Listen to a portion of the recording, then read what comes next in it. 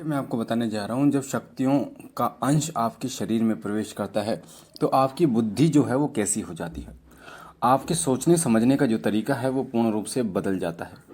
आप ये चीज़ देखना और महसूस भी करना कि जब आपने पूजा शुरू करी थी लगभग 1 साल पहले, 1.5 साल पहले या 6 महीने पहले, जब आप कैसे थे और उसके बाद जब आपके अंदर कुछ अनुभव हुए, जब आपको ऐसा कुछ लगा कि हाँ मेरी पूजा मेरे इष्ट देव तक पहुंच रही है, उसके बाद आपके जीवन में क्या बदलाव हुए, आपकी बुद्धि में क्या बदलाव हुए, आपके कार्य करने में, आपके सोचने में, समझने में क्या क्या बदलाव हुए, ये आप अगर बहुत ही बारीकी से देखेंगे तो आपको समझ में आएगा कि बहुत आप बदल चुके हैं।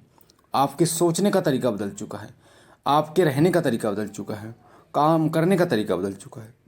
वो क्यों होता है? क्योंकि जब देवी शक्तियों का अंश आपके शरीर में प्रवेश करता है तो वो अंश जो है वो अपने, अब जिस जैसा अंश होता है वैसा आपको भी ढालने की कोशिश करता है और लगभग लगभग अपने तरीके से वो अंश आपको ढाल लेता है।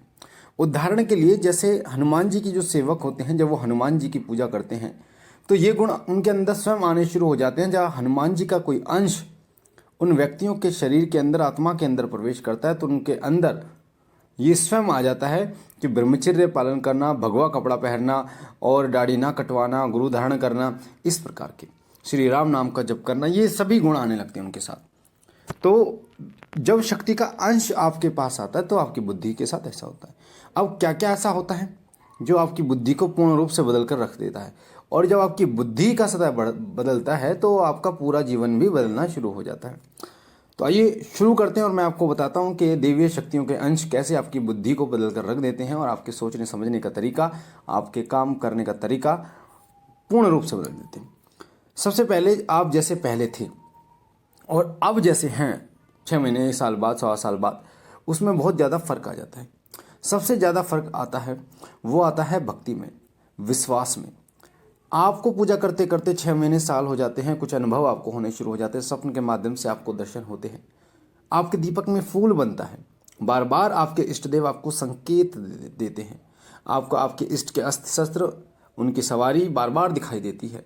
जैसे बाबा भोलेनाथ की मैं सेवा करता हूँ तो बाबा भोलेनाथ की जो सेवक है उनको शिवलिंग दिखना, नंदी भगवान दिखना, पहाड़ दिखना, ठीक है, कैलाश दिखना, इस प्रकार के स्वप्न बार बार उनको दिखाई देते हैं। भस्म दिखना, इस प्रकार के स्वप्न उनको दिखाई देते हैं। तो ये सब संकेत बताते हैं कि आपके इष्ट देव तक आपकी सेवा पहुंच रही है। अब आपकी बुद्धि में जो बदलाव आते हैं वो आते हैं, सबसे पहला बदलाव आता है कि संसारिक सुखों से आपके अंदर विमुखता आ जाती है। यानी संसारिक जो वस्तुएं हैं उनके प्रति आपका मोह धीरे धीरे खत्म होता चला जाता है। आज के समय में जैसे लोग अच्छी गाड़ी चाहिए, महंगी गाड़ी, महंगा घर चाहिए और ऐशो आराम चाहिए, बहुत सारी चीज़ें चाहिए लोगों को, पर जब देवीय शक्तियों के अंश आपके शरीर आत्मा में प्रवेश करते हैं तो आपके अंदर एक तृप्ति आ जाती है। आपके पास जो होता है आप उसी में ही तृप्त हो जाते हैं, संतुष्ट हो जाते हैं। अगर आपके पास गाड़ी नहीं है, केवल मोटरसाइकिल है, तो आप उसके लिए धन्यवाद भगवान को करते हैं कि भगवान ने आपको इस लायक समझा कि आपको ये प्राप्त हुई। तो जो अन्न आप खा रहे हैं उसके लिए धन्यवाद करना शुरू कर देते हैं, यानी कि चीज़ों तृप्त होना शुरू हो जाता है, संतुष्टि आपको मिलनी शुरू हो जाती है। सांसारिक वस्तुओं से आपका मोह धीरे धीरे खत्म होता चला जाता है। अब इसका मतलब ये नहीं है कि आप अपने गृहस्थी जीवन को छोड़ देते हैं। कहने का मतलब ये है कि आप जहाँ दिन रात एक कर रहे थे सिर्फ पैसा पैसा पैसा कमाने के लिए, तो आपको सत्य का ज्ञान हो जाता है कि पैसा ही सब कुछ नहीं है। इस संसार से ऊपर भी एक संसार है जिसे सूक्ष्म संसार कहते हैं, सूक्ष्म जगत कहते हैं, और उसमें सभी को जाना है मृत्यु के पश्चात। उसके लिए तैयारी बहुत जरूरी है। तो उसके लिए तैयारी का मतलब होता है कि अपने पुण्यों को अर्जित करना, प्रभु के नाम का गुणगान करना, उनकी भक्ति को प्राप्त करना। तो सांसारिक वस्तुओं से आपका मोह धीरे धीरे हटता चला जाता है। दूसरा बदलाव आपकी बुद्धि में यह आता है, आपके अंदर सेवा भाव उत्पन्न हो जाता है। किसी को भी देखते हैं तो, पीड़ित को देखते हैं तो आपको सेवा करने का मन करता है। कोई गाय आ गई, पशु आ गया, कुत्ता आपको दिख गया, बंदर आपको दिख गए, तो आप कोशिश करते हैं कि कहीं ना कहीं आप इनकी सेवा कर पाएँ, चाहे इसके लिए पीछे जाना पड़े या आपके पास पैसे की कमी है वो आप कहीं से लेना पड़े, पर आपके अंदर वो तृप्ति होती है कि इनकी सेवा करने से मुझे बहुत अच्छा महसूस हुआ, मुझे खुशी हुई।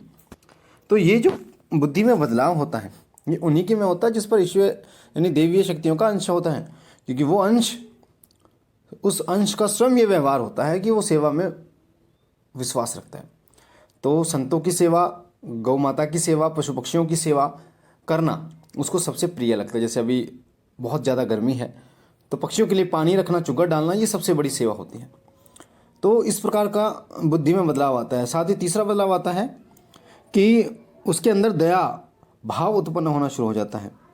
दया भाव ऐसा उत्पन्न होता है कि वो अपना सर्वस्व जो है सब कुछ लुटाने के लिए तैयार हो जाता है। तो इस प्रकार का दया भाव, पशुओं के प्रति और पक्षियों के प्रति दया भाव, मनुष्यों के प्रति दया भाव, और वो देख नहीं पाता, वो हर संभव कोशिश जो करता है वो करता है कि किसी के लिए कुछ कर पाए, और वो अपने लिए जीना बंद कर देता है एक तरीके से आप कह सकते हो, और अन्य लोगों के लिए जीता है जिन्हें उसकी ज़रूरत है। उसे लगता है कि मेरी ज़रूरत बहुत सारे लोग, मेरे परिवार के साथ और लोगों को भी है, तो वो अन्य लोगों के साथ जीना प्रारंभ कर देता है, उनकी सेवा और उनके लिए कुछ करना प्रारंभ कर देता है। उसका एक उद्देश्य होता है कि मुझे कुछ करके जाना है, ऐसा करके जाना है जिससे प्रभु भक्ति आगे बढ़े, प्रभु का गुणगान आगे हो, जिससे भगवान के प्रति लोगों के मन में रुचि पैदा हो। इस प्रकार का उसका जो दायित्व बन जाता है, उसकी सोच बन जाती है।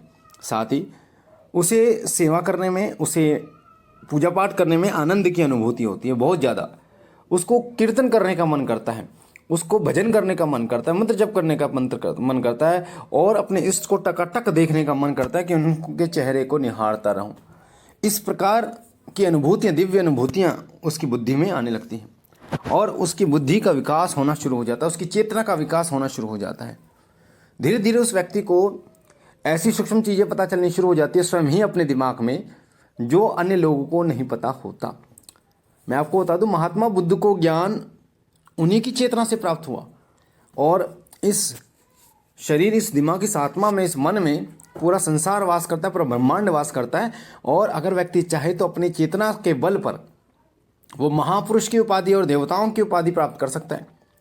तो इसीलिए जो इंसान अपनी चेतना को बढ़ा लेता है, और चेतना बढ़ती है देवीय शक्तियों के अंश से, ये अंश आपकी चेतना को उस लेवल पर लेके जाते हैं जिस लेवल पर आपको इतना ज्ञान हो जाता है कि प्रभु कौन है, संसार क्या है, कैसे करना चाहिए, कैसे नहीं। जो संत होते हैं बड़े बड़े, जब उन्हें देवीय शक्तियों के अंश प्राप्त होते हैं तो वो संत बनते हैं, और बहुत बड़े लेवल पर। जैसे उदाहरण मैं आपको बताऊं, महाराज परमानंद जी हैं जो मथुरा में रहते हैं, वृंदावन में रहते हैं। परमानंद जी जिन्होंने घर त्याग दिया था, उनकी बहुत सारी वीडियो आपको देखने को मिलेंगी।